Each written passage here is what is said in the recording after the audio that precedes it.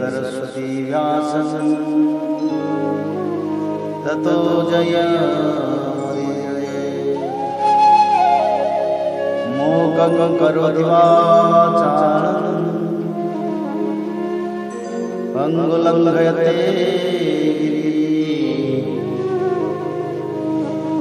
यत्कृपातमहं वन्दे परमानन्दमाधवो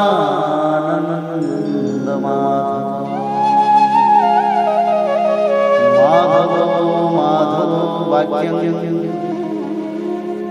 माधवो हरि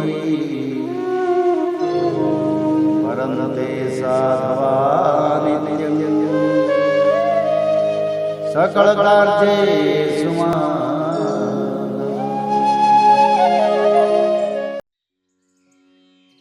श्रीमद् भागवत महापुराण अष्टमः स्कंध अथ प्रथमो अध्याय। मनवंतरों का वर्णन। राजा परीक्षित ने पूछा, गुरुदेव, स्वयंभू मनु का वंश विस्तार मैंने सुन लिया। इसी वंश में उनकी कन्याओं के द्वारा मरीचि आदि प्रजापतियों ने अपनी वंश परंपरा चलाई थी। अब आप हमसे दूसरे मनुओं का वर्णन कीजिए। ब्रह्मांड ज्ञानी महात्मा जिस जिस मनवंतर में महामहिम भगवान के जिन जिन अवतारों और लीलाओं का वर्णन करते हैं उन्हें आप अवश्य सुनाइए। हम बड़ी श्रद्धा से उनका श्रवण करना चाहते हैं। भगवान विश्व भावन भगवान बीते हुए मनवंतरों में जो जो लीलाएं कर चुके हैं, वर्तमान मनवंतर में जो कर रहे हैं और आगामी मनवंतरों में जो कुछ करेंगे वह सब हमें सुनाइए। श्री सुखदेव जी ने कहा, इस कल्प में स्वयंभू आदि 6 मनवंतर बीत चुके हैं। उनमें से पहले मनवंतर का वर्णन मैंने कर दिया।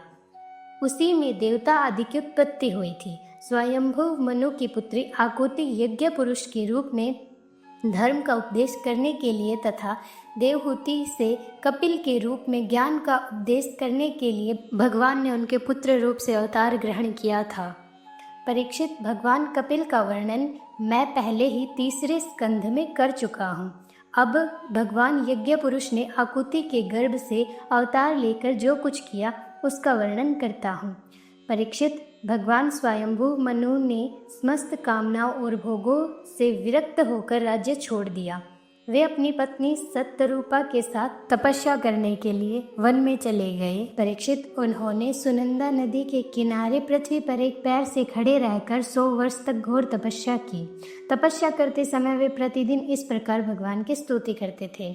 मनु जी कहा करते थे, जिनकी चेतना के स्पर्श मात्र से यह विश्व चेतन हो जाता है, किंतु यह विश्व जिन्हें चेतना का दान नहीं कर सकता, जो इसके सो जाने पर प्रलय में भी जागते रहते हैं, जिनको यह नहीं जान सकता परंतु जो इसे जानते हैं वही परमात्मा है। यह संपूर्ण विश्व और इस विश्व में रहने वाले समस्त चर अचर प्राणी सब उन परमात्मा में ही ओतप्रोत हैं। इसलिए संसार के किसी भी पदार्थ में मोह न करके उसका त्याग करते हुए ही जीवन निर्वाह मात्र के लिए उपभोग करना चाहिए। तृष्णा का सर्वथा त्याग कर देना चाहिए। भला ये संसार की संपत्तियाँ किसकी हैं? भगवान सबके साक्षी हैं। उन्हें बुद्धिवृत्तियाँ या नेत्र आदि इंद्रियाँ नहीं देख सकती, परंतु उनकी ज्ञान शक्ति अखंड है। समस्त प्राणियों के हृदय में रहने वाले उन्हीं स्वयं प्रकाश असंग परमात्मा की शरण ग्रहण करो, जिनका न आदि है न अंत, फिर मध्य तो होगा ही कहाँ से, जिनका न कोई अपना है और न पराया, और न बाहर है न भीतर। वे विश्व के आदि अंत मध्य अपने पराये बाहर और भीतर सब कुछ है। उन्हीं की सत्ता से विश्व की सत्ता है। वही अनंत वास्तविक सत्य पर ब्रह्म है। वही परमात्मा विश्व रूप है। उनके अनंत नाम हैं। वे सर्वशक्तिमान, सत्य, स्वयं प्रकाश, अजन्मा और पुराण पुरुष हैं।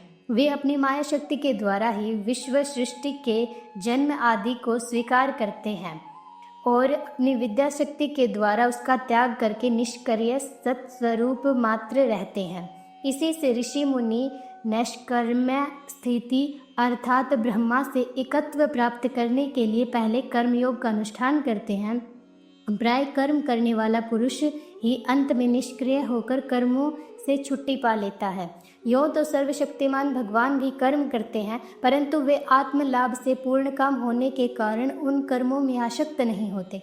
अतः उन्हीं का अनुसरण करके अनासक्त रहकर कर्म करने वाले भी कर्म बंधन से मुक्त ही रहते हैं। भगवान ज्ञान स्वरूप हैं, इसलिए उनमें अहंकार का लेश भी नहीं है। वे सर्वतः परिपूर्ण हैं, इसलिए उन्हें किसी वस्तु की कामना नहीं है। वे बिना किसी की प्रेरणा के स्वच्छंद रूप से कर्म करते हैं। वे अपनी ही बनाई हुई मर्यादा में स्थित रहकर अपने कर्मों के द्वारा मनुष्य को शिक्षा देते हैं। वे ही समस्त धर्मों के प्रवर्तक और उनके जीवनदाता हैं।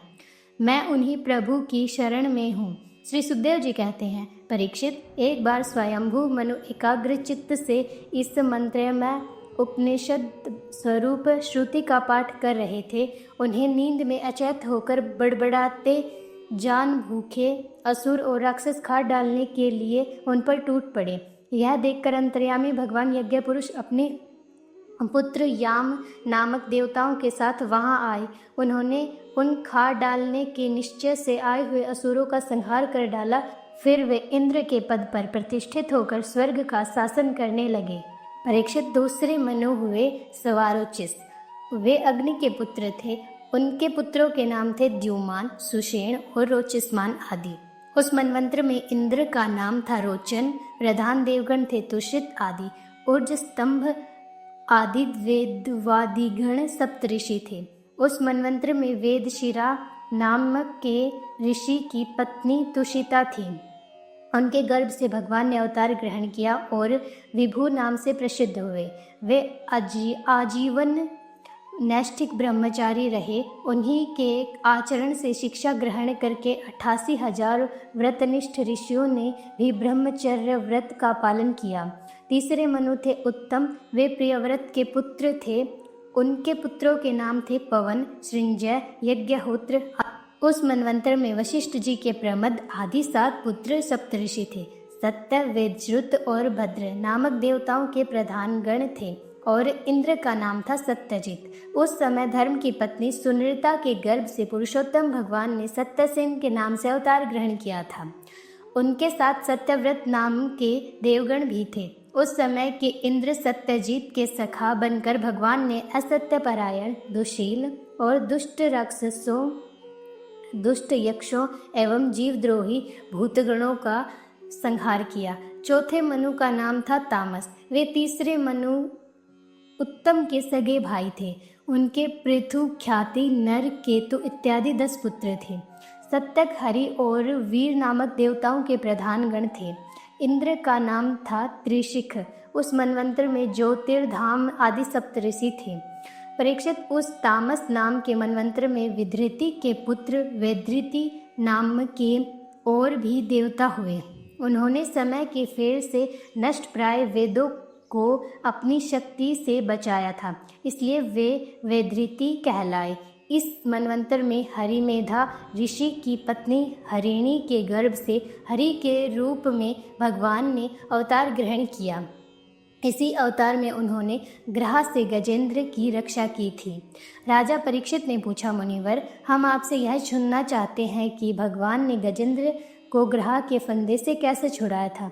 सब कथाओं में वही कथा परम पुण्यमय, प्रशंसनीय, मंगलकारी और शुभ है, जिसमें महात्माओं के द्वारा गान किए हुए भगवान श्री हरि के पवित्र यश का वर्णन रहता है। सूत जी कहते हैं, सौनकादि ऋषियों, राजा परीक्षित आमरण अनशन करके कथा सुनने के लिए ही बैठे हुए थे। उन्होंने जब श्री सुखदेव जी महाराज को इस प्रकार कथा कहने के लिए प्रेरित किया, तब वे बड़े आनंदित हुए और प्रेम से परीक्षित का अभिनंदन करके मुनियों से भरी सभा में कहने लगे। इति श्रीमद्भागवते महापुराणे पारमहंस्यां संहितायां अष्टम स्कंधे मन्वन्तरानुचरिते प्रथमोऽध्यायः।